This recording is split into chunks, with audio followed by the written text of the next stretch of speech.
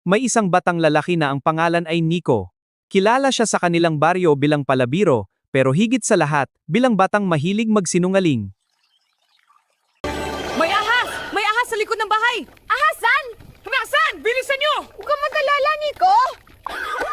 Biro lang! Nico, ang kulit mo! Kinabukasan, ginawa na naman niya ito. Sunog! Nasunog ang kubo! Muling nagtakbuhan ng mga tao pero wala na namang sunog. Unti-unting nainis at nawalan ng tiwala sa kanya ang lahat. Ilang araw ang lumipas, may totoong nangyari. Habang naglaro si Nico, may nakita siyang malaking araw at akatwari. Tagagal! Ngunit walang dumating.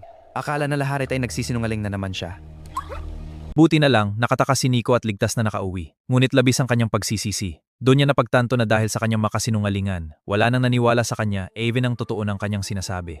Ang pagsisinungaling ay sumisira ng tiwala. Kapag nasanay ka rito kahit magsabi ka pa ng totoo, mahirapan ng maniwalang iba.